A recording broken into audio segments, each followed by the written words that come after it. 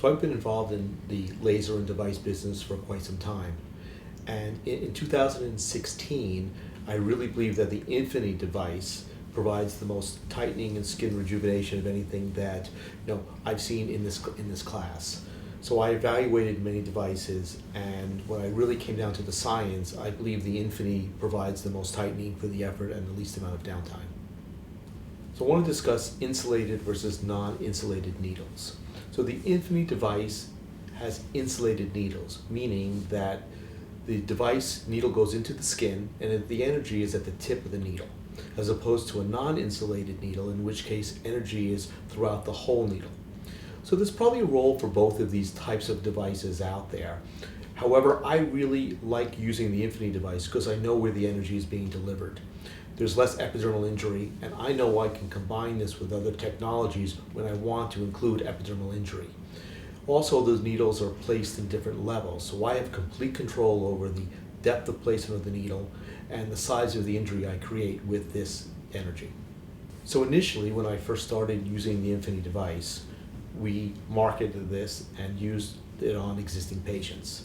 But what's happened over the last year or so is that existing patients have told other patients, and we've seen patients coming in asking for the INFINI device. So it's a good marketing device for our practice, in which case it's bringing in new patients into the practice. So as with any new technology, when INFINI first was introduced to our practice, I did it. Why? I wanted to establish efficacy and the safety profile. But after using it for a while, I was able to delegate it. So we're at the point now where we have other physicians and extenders in the practice who fight over this device. So it's definitely a device that is delegatable, and due to the high safety profile, really I feel comfortable with having anyone in the office who is trained to use it. So INFINI has become our go-to device for acne scarring. When a patient walks into the practice with acne scarring, at this point we go over their options, but in my view in 2016, this is my go-to device, and there's nothing better than INFINI for treatment of acne scarring.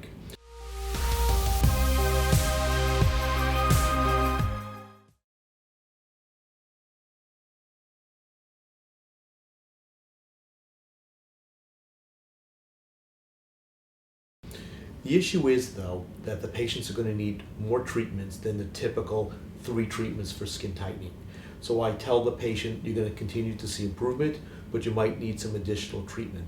And the settings are probably going to be a little deeper on the acne scarring, because that's the beauty of the device. You get to adjust the settings based upon the pathology. And acne scarring is often a little thicker, so we might need to be a little deeper than we would for our typical skin tightening procedures.